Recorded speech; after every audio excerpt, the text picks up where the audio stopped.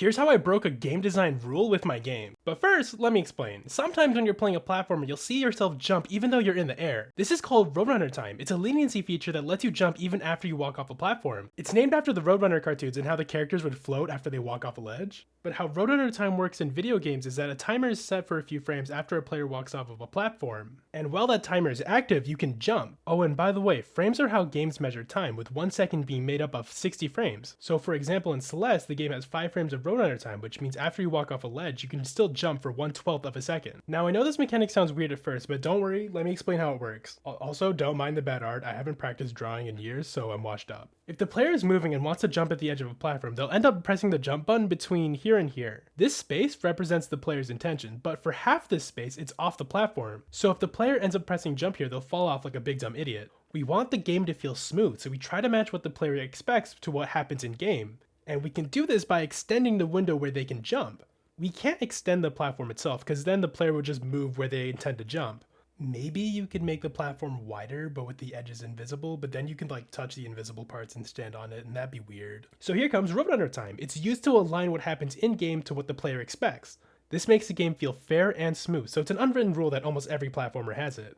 But wait a minute, almost? What games don't have Roadrunner time? Well, I'm making a game called Pullywog. It's a rage game, so I did something completely different to what other rage games are doing, and I'm adding Roadrunner time to it. Which means I lied in the title. It's weird because a lot of rage games are platformers, so you'd think they'd have Roadrunner time, but basically none of them do. This is because rage games want the game to feel hard and unfair, so they take away Roadrunner time to subvert those expectations. And while this design decision is interesting, I disagree because I don't think rage games need to be unfair to be rage games. Don't get me wrong, clearly this formula works, but for Pullywog, I want the player to always know that they have full control over the game. For example, if you walk off of a ledge, you lose 3 hours of progress. It's just not fun, which sounds weird considering I'm making a rage game, but even when people are raging, they are having fun when they're playing the rage game. But if I add these leniency features, I make sure the player only falls if they make a mistake. Which sounds similar, but they're different. In one situation, the player randomly falls. There's no build-up, there's no anticipation, it's just kind of random. But in the other scenario, there's a story to it. The player sees a difficult jump, tries it out, and can't do it. Storytelling-wise, this is just more interesting than the other situation. One downside of not having Roadrunner time is that it griefs the game feel of the game, making the game feel worse.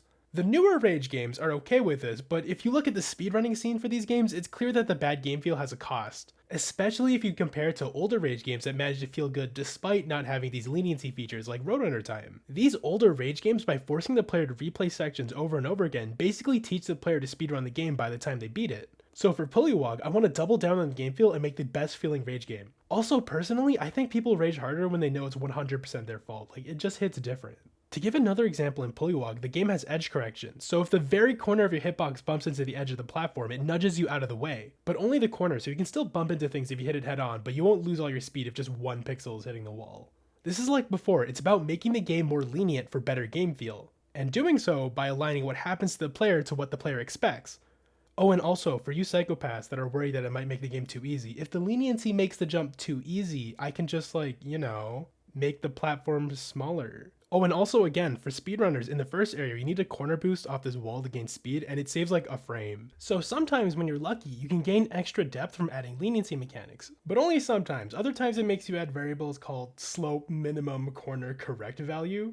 I don't remember making this variable, and with every fiber of my being, I don't remember what it does. And I'm too scared to check. Okay, quick announcement. I have membership for my channel. They don't do anything, but I promise to integrate them into the Pixel game in the future. Also, wishlists have a massive impact on sales on Steam, so wishlist Pullywog on Steam. Please, I need money.